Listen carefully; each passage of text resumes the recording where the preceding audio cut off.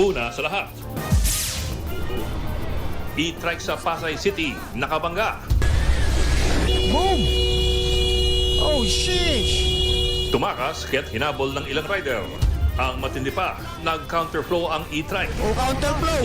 Counterflow, mga kaibigan! Counterflow na to, ha? Walang pake kahit nasa highway na. Nalagay sa peligro pati ang kanyang pasahero. Ang LTO, pinagpapaliwanag na ang driver. Ang buong detalye kung ganyan, abangan. Magandang gabi, Pilipinas. Sa Frontline tonight. Mga tinuturong kasabwat sa Duterte drug war na sina Senators Bato de la Rosa at Bongo, posibleng ipaaresto ng ICC. Ang Malacanang nanindigan na dapat ipatupad ang arrest warrant. So hindi po kinakailangang magtago kung alam po nila na sila'y walang kasalanan, humarap sila at maging matapang. Senator Jinggoy Estrada, dating DPWH Secretary Manny Bonoan at 3 iba pa, hindi papayagang umalis ng bansa kaugnay ng flood control scandal. Mongolia na nag-aaral magpiloto sa Zambales, pinupundan umano ng China. Hinihinalang nag-i-espiya siya sa Pilipinas.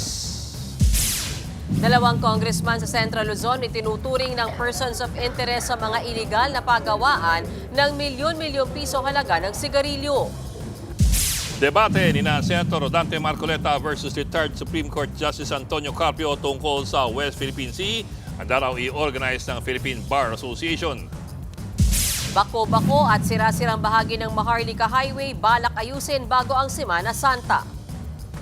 At lumaban si Papa, mga supportive na mister ng sex bomb girls. Umataw sa sayawan sa gitna ng mga kontrobersya.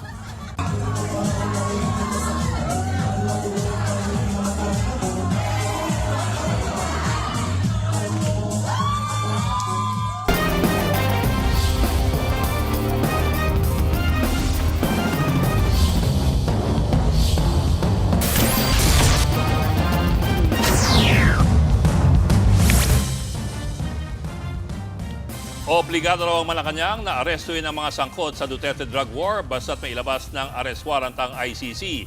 Ito'y matapos ituloy ng ICC na kasabwat sa drug war ang ilan pang dating opisyal kasama ng si Senator Bongo. Sa kabila niyan, pag-uusapan pa ng mga senador ang dapat gawin kapag biglang ipinaaresto ang kanilang mga kasamahan. Narito ang aking report.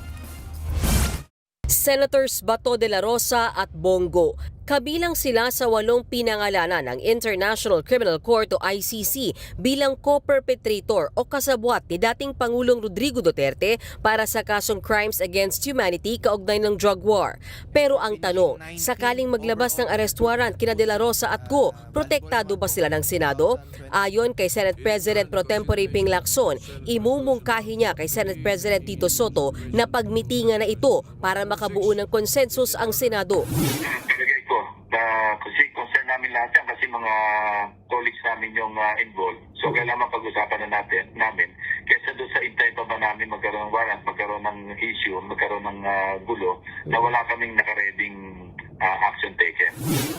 Kabilang daw sa dapat mapag-usapan ay ang immunity sa aresto ng mga senador habang may sesyon ang Kongreso, sang-ayon sa nakasaad sa saligang batas. Pero may limitasyon daw kasi ang immunity na yan na maa-apply lang para sa mga kaso na ang parusa ay 6 na taon pababa ang pagkakakulong. Eh sa ngayon, hindi pa naman natin alam kung ano yung lalamanin ng warrant of arrest kung sakaling ma-issue, kung ano ba magiging parusa doon. So again, mananaig pa rin yung ating konstitusyon. Gagalang natin ang ating konstitusyon. Higit sa lahat, kaysa doon sa warrant of arrest na inisyo ng International Criminal Court. Base raw sa konsultasyon ng senador sa legal experts, kailangang dumaan muna sa local court sakaling maglabas ng arrest warrant o summon ang ICC. Yan daw ang magpoproseso at magdedesisyon kung dapat bang maglabas ng warrant o hindi. Pagilinaw naman ni Lacson, hindi niya pinoprotektahan sina de la Rosa at Go. Sinisiguro lang daw niya na masusunod ang legal na proseso. Ang aking pinoprotektahan yung legal process na umiiral sa Pilipinas, lalo na yung konstitusyon. Ayon naman kay Senator Robin Padilla, magpupulong ang mga miyembro ng Senate Minority Bloc lalo't parehas na miyembro nito sina Go at De La Rosa. Lahat daw sila sa Minority Bloc ay nag-aalala sa dalawang kasamahan. Ayon pa kay Padilla, naiyak siya nang tukuyin ng ICC na kasabwat sila De La Rosa at Go. Kapag nabigyan daw ng arrest warrant ang dalawa, ay magiging mag-isa na lang daw siya sa Duterte block. Hindi raw ba depressing iyon?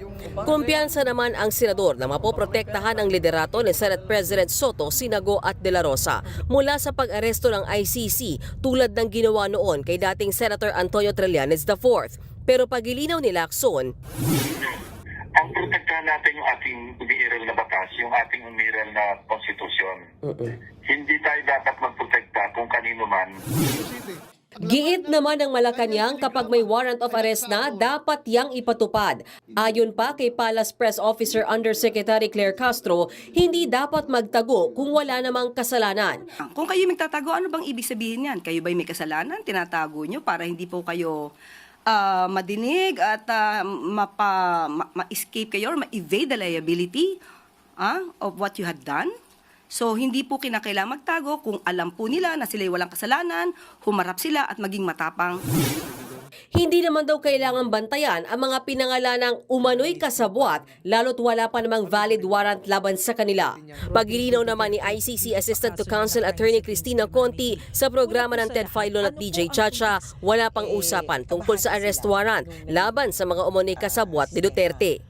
Ang issue lang dito nga ay, di ba dapat co-accused ang tawag sa kanila? Hindi ba po co-accused ang tawag dyan or co-conspirator?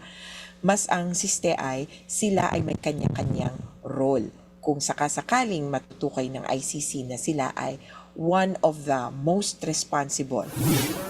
Hiwalay na kaso rin daw ang isasampa sakaling mapatunayan na hindi lang basta kasabwat ang mga pinangalanan.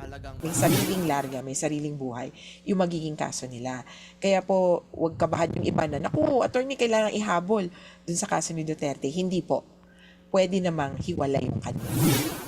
Una nang itinanggi ni Senator Go ang mga aligasyon matapos ilabas ang naturang dokumento. Wala raw basihan, one-sided at wala ring kinalaman sa kanyang pagiging special assistant kay Duterte ang nasabing akusasyon.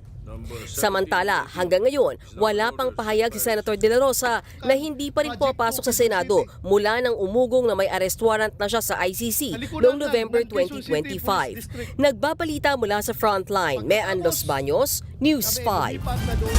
Iaapila ng kampo ni dating Pangulong Duterte ang listang nilabas ng ICC tungkol sa mga umano'y kasabwat sa Duterte Drug War. Ang isa sa mga nabanggit na si dating Justice Secretary Vitaliano Aguirre naghugas ng kamay sa mga umano'y extrajudicial killings. Nasa frontline ng balitang yan, Camille Samonte. Completely lacking in truth o walang bahid ng katotohanan. Ito ang iginiit ng abogado ni dating Pangulong Rodrigo Duterte na si Attorney Nicholas Kaufman.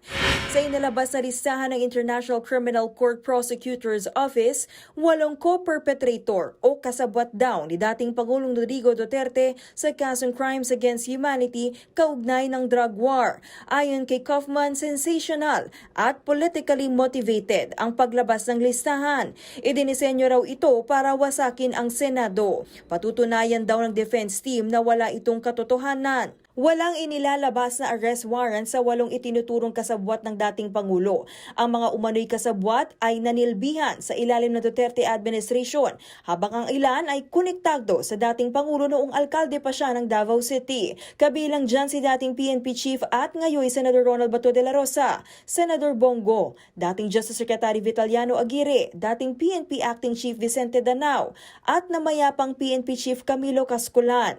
Kasama rin sina dating PNP Chief Oscar Albayalde, dating NBI Director Dan Tigueran at dating PDEA Chief Isidro La Peña. Ayon sa ICC Office of the Prosecutor, nagkaroon ng common plan si Duterte at mga kasabwat niya para targetin ang mga drug pusher at user. Nauna nang itinanggi ni Senator Go ang aligasyon. Si dating Justice Secretary Aguirre, itinanggi ring kasabwat siya sa drug war. Actually, the first one that's supposed to be coming from way back in 2010 when I lawyered for President Duterte and some policemen there.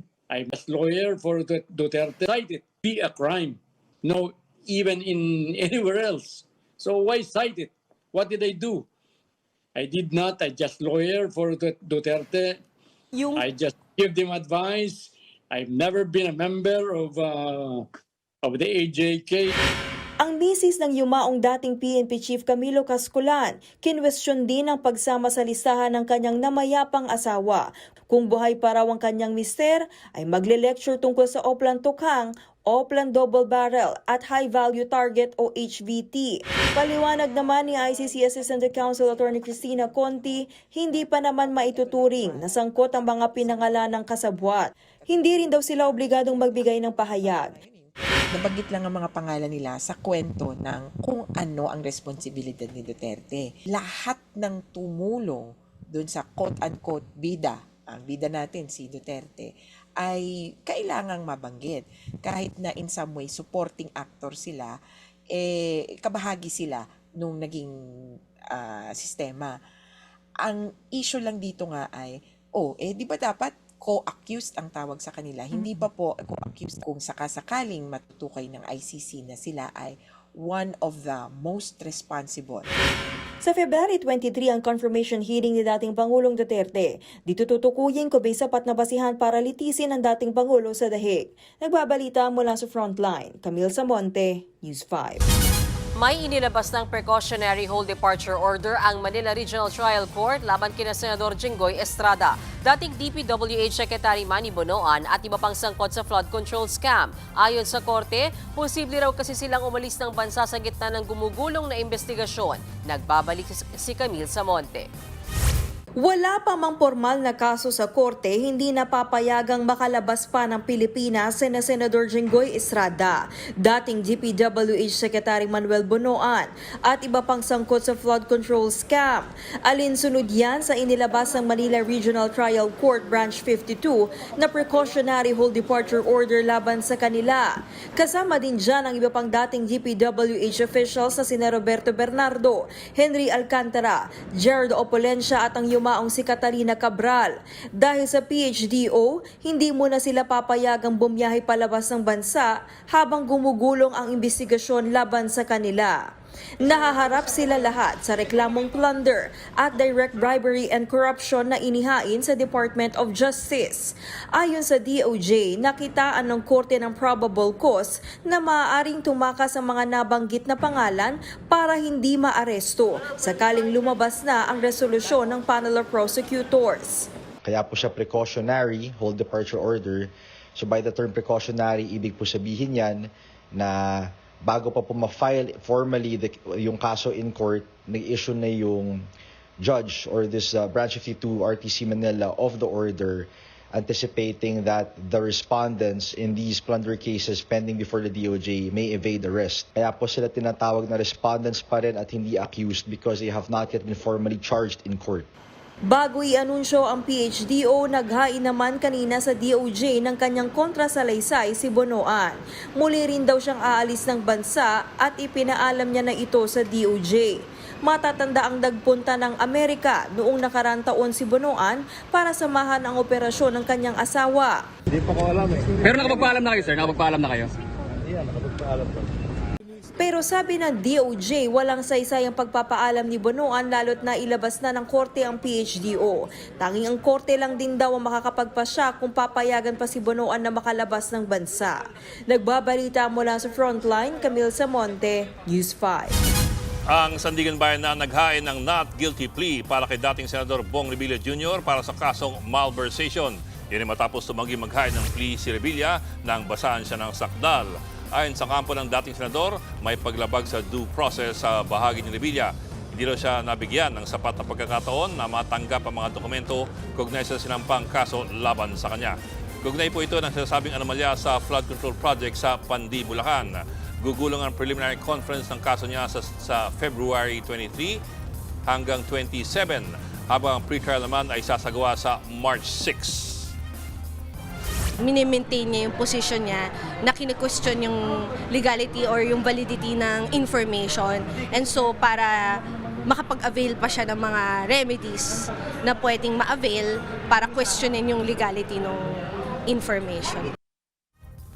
Binura na sa DPWH ang umano'y maruming kalakaran sa promotion. Ibinase na ito ngayon sa kakayahan at hindi porket may backer na politiko. Nasa frontline ng balitang yan si Gerard de la Peña. Isa-isang kinamayan ni Public Works Secretary Vince Dizon ang mga ipinakilala niyang bagong promote na opisyal sa DPWH. Bahagi ito ng paglilinis sa hanay ng ahensya matapos masangkot ang ilang opisyal sa flood control scandal. Kabilang sa ipinakilala, si DPWH Sarangani Assistant District Engineer Abdul Motalib Kansi Jr.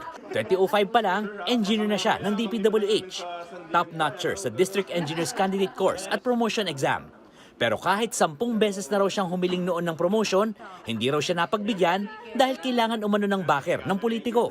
One part of my life na sabi ko sa sarili ko parang wala akong pag-asa. Kasi I'm just an ordinary citizen na hindi ko inisip na meron palang ganitong pag-asa. Ang hinahanap pa rin sa akin is kailangan mo ng recommendation coming from the politician.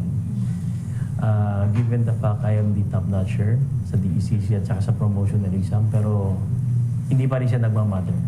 Si Engineer Kenneth Fernando naman ang pumalit kay Henry Alcantara bilang District Engineer ng Bulacan 1st District Engineering Office. Matinding pressure daw ito dahil sentro ng flood control scandal ang kanilang opisina. Pero focus lang daw siya sa mga bilin ni Secretary Dizon.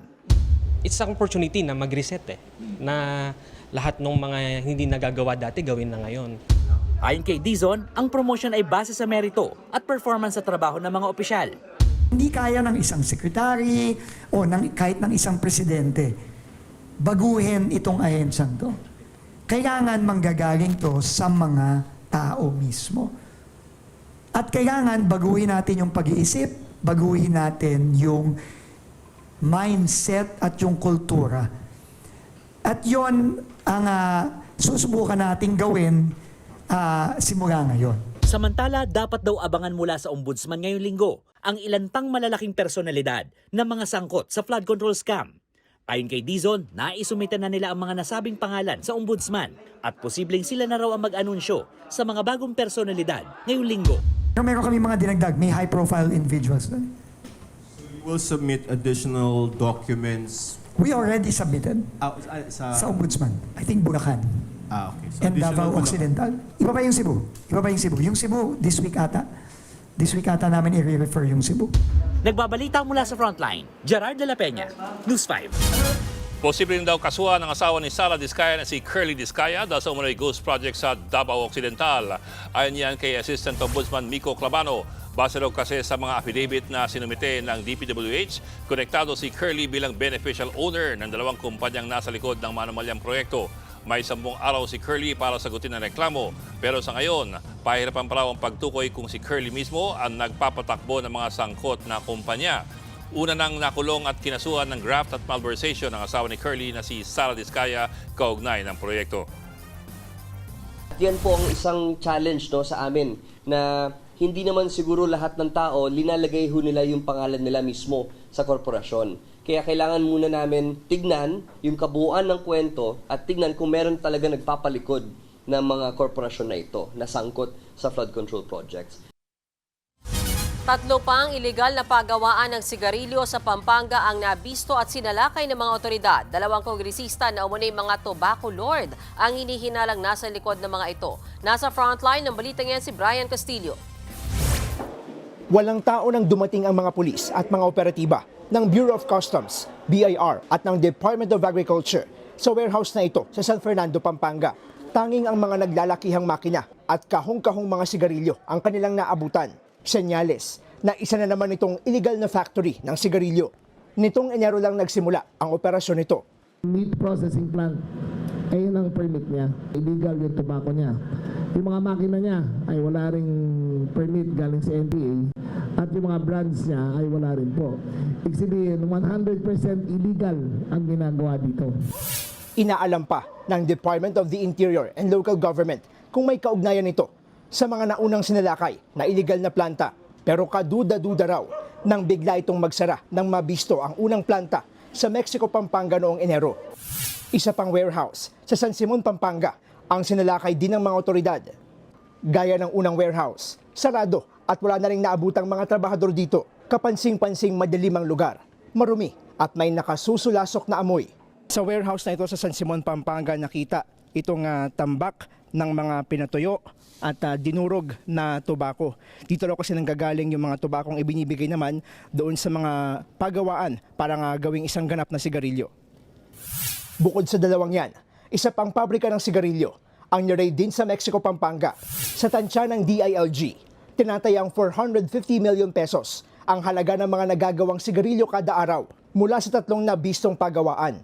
Kaya hindi lusot sa investigasyon ang mga lokal na gobyerno na nakakasakop sa 3 warehouse at aalamin kung paanong nakalusot ang operasyon ng mga ito. Kailangan malaman natin yung ecosystem. For example here, ilan bang pumasok na sasakyan at lumabas dito? Pati tindahan, pumupunta ang pulis. They have left trucks, especially when meron silang nag-permit at pumunta rito, etc. So, aalamin natin na yon. It will be a well-coordinated effort. Samantala, itinuturing ng persons of interest ang 2 congressman mula sa Central Luzon na hinihilalang nasa likod ng pagawaan at bentahan ng mga illegal na sigarilyo at sumubok na kausapin si Remulla. Tingin namin may tobacco lord dito na nag-operate. At ang hinala pa lang naman ay 2 Central Luzon congressman. May mga Central Luzon congressman na nagpapatawag at nagsaset ng appointment sa akin. Sabi ko, wala pa naman ako pinapakalanan Bakit kailangan ako kausapin, di ba? Posibleng maharap sa reklamong economic sabotage ang lahat ng mga nasa likod ng mga iligal na pagawaan ng sigarilyo. Gayon din ang mga nagpapakalat nito sa merkado. Nagbabalita mula sa frontline. Brian Castillo, News 5. Ilang saglit na lamang sasalubungin ng Filipino-Chinese community ang Year of the Fire Horse. Hindi mawawalang selebrasyon sa Binondo, Manila, ang world's oldest Chinatown. Nasa frontline ng balitang yan si Dave Abuel. Dave, kamusta ang selebrasyon dyan?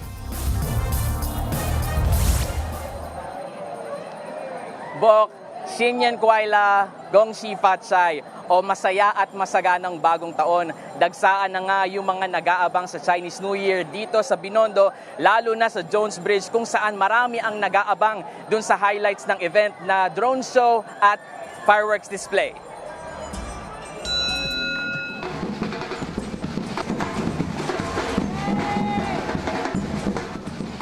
Siksikan na ang mga tao ngayong bisperas ng Chinese New Year sa Binondo. May lion dance sa kabaan ng umpin na dala ay swerte ngayong New Year. Aliw naman ang dala ng mga kabataang ito na nagla-lion dance gamit ang kahon at tela. Sa mismong plaza, hile-hilera ang tindang pagkain. Punuan ang mga lamesa ng mga nag-food trip habang inaantay ang New Year. Ang pamilya ni Carmela nakasanayan na raw na magpunta ng Chinatown. Hiling niya ngayong Chinese New Year, good health sa parents ko. And sana magkaroon pa kami ng magandang buhay. Kaliwat kanan din ang mga panindang pampaswerte. Pinakamabenta raw ang pansabit sa pinto na pantaboy ng malas. Bestseller naman sa mga bracelet ang kulay teal na sinasabing lucky color of the year. Pampaswerte sa pera raw ang dala nito. Pula at puting bracelet naman kung gusto raw swertihin sa negosyo at sa trabaho. Itim na bracelet naman daw kung gustong umiwas sa disgrasya o aksidente. Ang naniniwala naman sa mga pampaswerte na si Yol, bumili ng i-display sa negosyo niyang peanut butter. Sana maraming mag-order, maraming bumili. Dahil sa pagsalubong sa Chinese New Year, isinara na kaninang hapon ang Binondo Intramuros Bridge. Sarado rin ang Jones Bridge ngayong gabi, maging ang ilang pang kalsada sa paligid ng Chinatown. Nakabantay ang mga otoridad para naman sa seguridad ng pagdiriwang. Ipinagdiriwang din sa Davao City ang Chinese New Year. Agaw atensyon doon ang Dragon Dance sa Bukana Bridge. Pinangunahan naman ni Mayor Baste Duterte ang programa.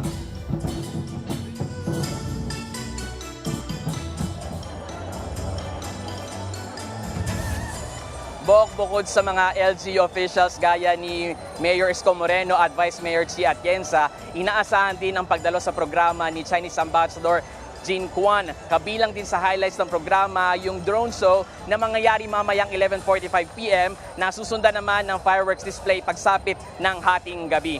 Muli Bok, Xinyan Kuaila, Gongxi Fatsai. Happy Chinese New Year. Balik sa'yo. Happy Chinese New Year. Maraming salamat, Dave Abuel. Susunod, Mongolia na nag-aaral magpiloto sa Zambales, pinag-iinala ang espiya ng China. Philippine Bar Association nagboluntaryo mag-host ng debate ni Senador Rodante Marcoleta at dating Senior Associate Justice Antonio Carpio. At Sian Gaza, nireklamo ng cyber libel ni Michelle D. Magbabalik pa ang Frontline Tonight.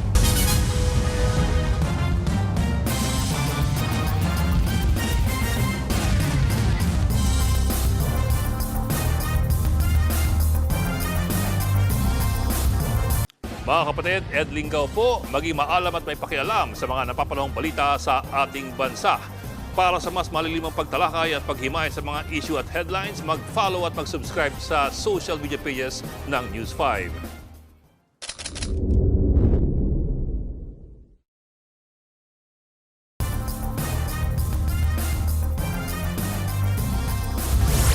Arestado ang isang Mongolian pilot student na hinihinalang nag-espiya sa Pilipinas para sa China. Kumuha raw siya ng mga larawan ng isang airport at ng iba pang lugar. Nasa frontline ng balitang yan si Rainiel Pawid.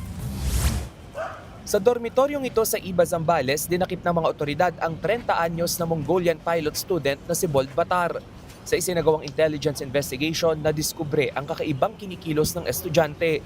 Habang nasa flight exercise, kahina-hinalang kinukuhanan umano niya ng aerial photography ang Iba Airport at ang palibot ng Palawig River. Possible isa siyang conducting espionage sa Pilipinas at doon siya ay ayon po sa report, siya po ay kumukuha ng mga pictures doon sa area sa Zambales na alaman po natin na ito po ay ngayon contested area po ito ng iba't ibang bansa including yung Pilipinas at sa China.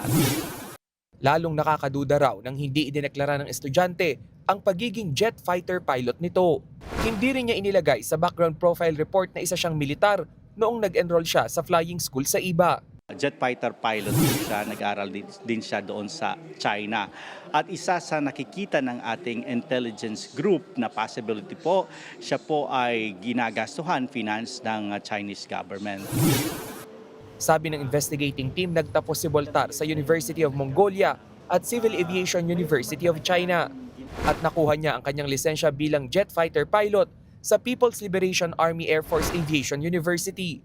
Nakakulong na ngayon sa pasilidad ng Bureau of Immigration ng suspect at inaayos na rin ang kanyang deportation document. Dahil sa insidente, nagsasagawa na ng review ang Bureau of Immigration sa mga permit na ipinasa ng mga foreign student para makapag-aral sa mga flying school dito sa bansa. Noong 2016, 10 Chinese nationals din ang inaresto dahil pa rin sa umano'y paniniktik o espionage operations dito sa Pilipinas. Nagbabalita mula sa frontline, Rainiel Pawid, News 5.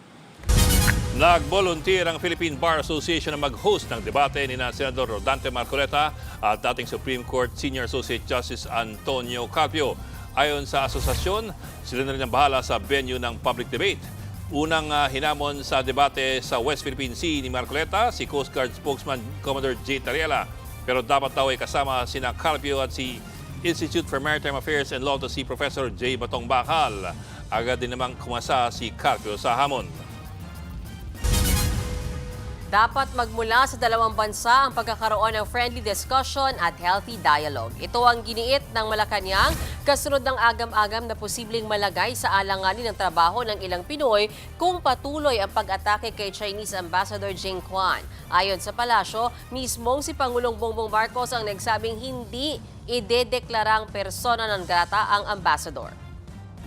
Ang pag-escalate ng tensyon sa pagitan po ng China at Pilipinas, hindi po ito dapat na nagmumula sa isang bansa. Ang ang pagsaalang-alang sa friendly discussion at sa healthy dialogue ay dapat nagbumula sa dalawang bansa. Hindi lamang mula sa Pilipinas, hindi lamang mula sa China. Dapat ito po ay dalawang bansa ang nagpupursige para magkaroon po ng mutual respect sa bawat isa. Nagsampan na reklamong cyber libel ang beauty queen na si Michelle D laban sa content creator na si Sian Gaza. Kugnayan ang umano'y pagpapakalat ng fake news. Nasa frontline ng balitang yan si Gio Robles.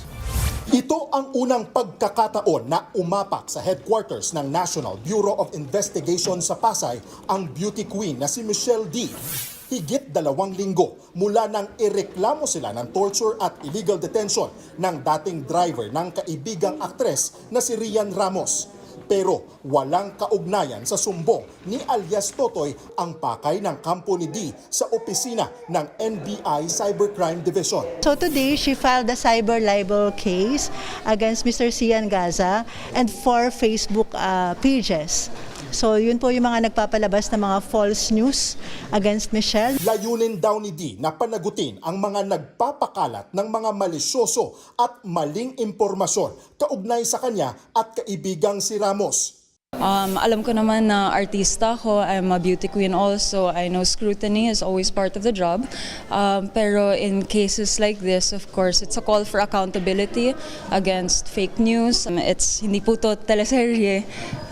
Mga totoong buhay po ang naapektuhan. Sa kopya ng affidavit ni Dee na ibinahagi ng kanyang kampo sa News 5, nakalakip ang mga screenshot ng sinasabing fake news at mapanirang puring post na pinapakalat ng content creator na si Sian Gaza. Kasama din dyan ang mga post mula sa iba't ibang Facebook page. Gaya ng post na ito na tumakas na raw sa ibang bansa ang beauty queen para magtago. Napakarami na po, halos araw-araw may mga lumalabas na mga maling impormasyon tungkol po kay Michelle. In fact, meron pong isa pa doon na nasa ibang bansa daw siya at tumakas. So here, she's here. Kita nyo naman, never po siyang umalis ng bansa. Ayon kay Dee, hindi ito ang unang beses na ginawa siyang paksa sa mga post ni Gaza. Apektado na ang mental health at career ng beauty queen dahil sa mga nagkalat na fake news tungkol sa kanya. Pero syempre nakakasakit kasi sometimes people with scandals like this, they forget what you've done for your career and the hard work you've put. Hindi ito ang unang reklamo na kinasangkutan ni Gaza. Taong 2018 nang hatulan ng Malabon Regional Trial Court si Sian Gaza ng 5 taong pagkakakulong dahil sa isang investment scam at paglabag sa bouncing checks law. Kasalukuyang nasa ibang bansa si Gaza pero sa isang Facebook post tinawag na good move, very strategic at wais ang cyber libel complaint na inihain laban sa kanya ni Dee. Paraan lamang umano ito ng beauty queen na ilihis sa kanya ang atensyon ng publiko mula sa mas mabigat na reklamo laban sa kanila ni alias Totoy. Nang tanungin naman si Dee kung may mensahe siya sa content creator, sagot ng beauty queen. I don't have a message for him. Nagbabalita mula sa Frontline, Gio Robles, News 5. Susunod, e-trike sa Pasay ng hit and run, nakipaghabulan at nag-counterflow pa. At mga sirang bahagi ng Maharlika Highway, target ayusin bago ang Semana Santa. Tutok lang mga kapatid dito sa Frontline Tonight.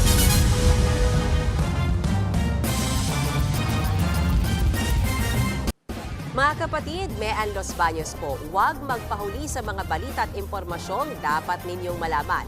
Para sa mas malawak na balitaan at diskusyon, mag-follow at mag-subscribe na sa social media pages ng News 5.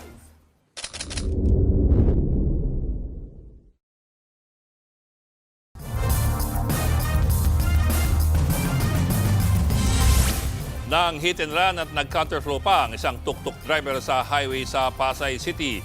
Pero hindi siya tinantanan ng ilang motorista hanggang sa Shaima Corner. Nasa frontline ng balitang yan si Ian Suyu. Matulin ang takbo ng e-trike o tuk-tuk na yan sa kahabaan ng Rojas Boulevard sa Pasay City noong nakaraang linggo nang biglang nasagi nito ang isang motorsiklo. Oh, sheesh! Hanep, buti tumigil yung kotse. Bumagsak ang rider at ang kanyang sakay. Balasubos magmaneho.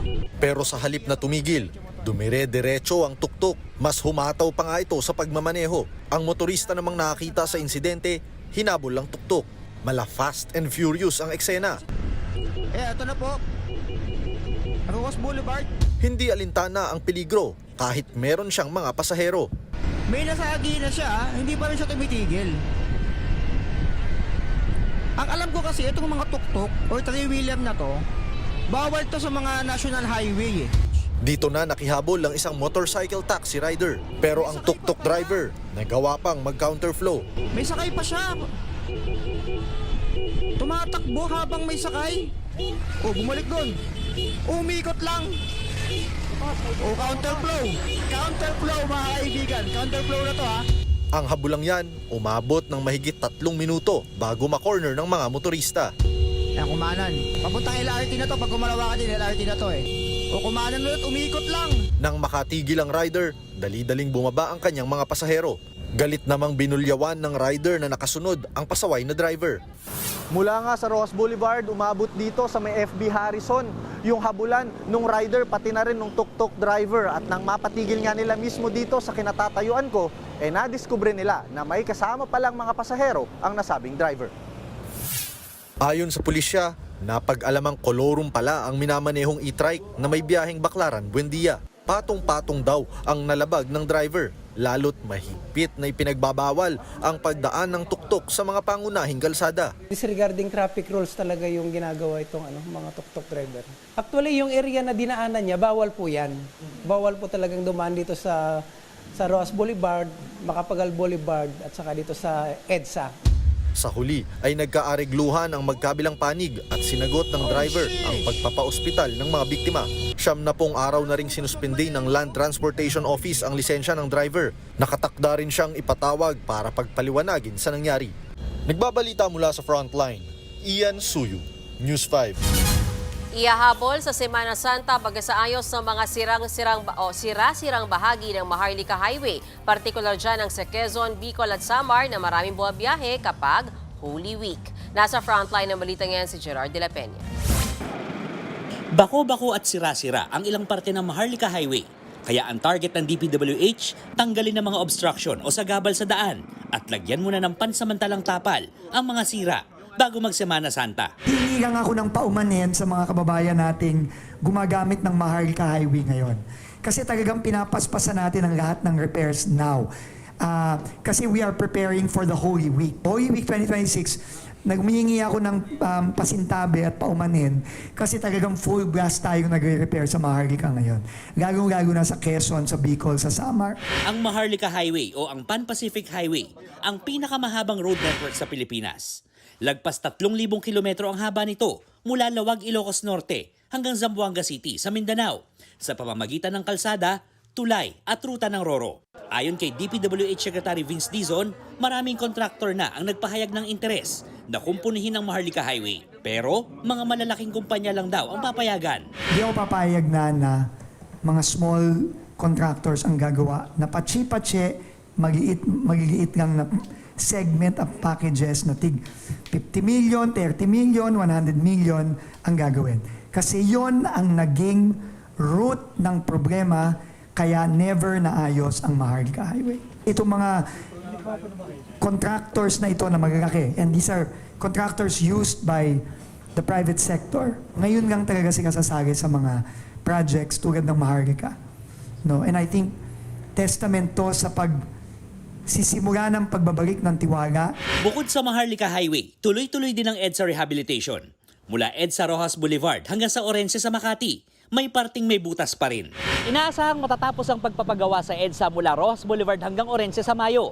At sa Hulyo naman, kasama na rin ang pagpapagawa sa mga bangketa.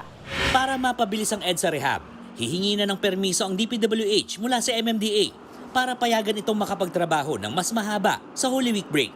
During the Holy Week, the holiday, tingin ko baka hingi kami ng permiso sa MMDA na mag 24/7 ulit para mapabilis pa lalo. Pero maganda ang progress ng EDSA rehab. Nagbabalita mula sa Frontline, Gerard de la Peña, News 5. Abangan, tatay sa Tarlac, may bouquet para sa anak niyang miyembro ng LGBT. At EXO members, nagala Princess bilang throwback sa iconic outfit na DO 13 years ago. Tuloy-tuloy ang balitaan dito sa Frontline Tonight.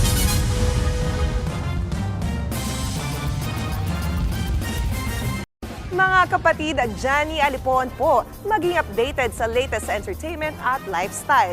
Huwag magpahuli, mag-follow at mag-subscribe na sa social media pages ng News 5.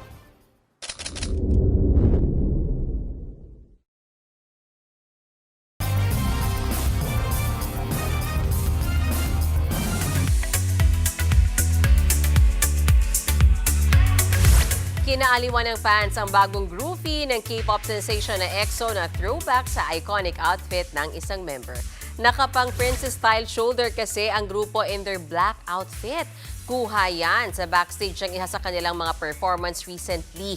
Napa-throwback tuloy ang mga XOL sa iconic outfit ng member na si Dio sa kanilang Wolf performance noong 2013 na para bang dinamay daw ni Dio ang iba pang EXO members. Nakatakda namang mag-concert sa Pilipinas ang EXO this July 4 and 5.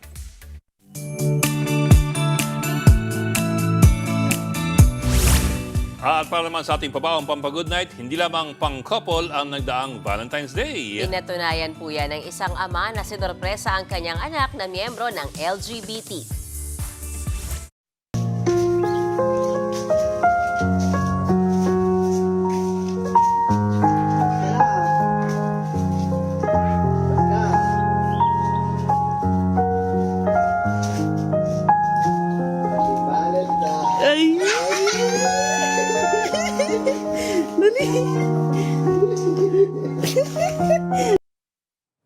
Ayan po si Tatay Les ng na taga-Tarlac. Ang kanya raw baby girl ay si Rain or Kiela. Binigyan ng ama ang anak ng isang bouquet. Ayon kay Daddy, 5 taon pa lang ang anak ay alam na niya ang identity nito. Pero support lang dahil alam niyang masaya si Kiela. Payo ng ama sa mga kapwa niya magulang, palaging piliin ang pagiging bukas ng kaisipan, lalo sa kapakanan ng anak. Sabi niya, gusto ko happy. Belated Happy Valentine's, Sir Ed. Valentine's? Ay! Sabi ka naman. Kakatapos lang. Magka-countdown tayo ng Valentine's. Sige po. Yan po ang 45 minutong pag-iwan sa Malagang Headlines. Balita at diskusyon para sa paghubog ng matalinong opinyon. Kami yung kapalit sa Balta sa Public Service. Ako po si Mayan Los Baños Oroseo. Ako lang po si Adlingao, walang iwanan sa Front 9 to 9.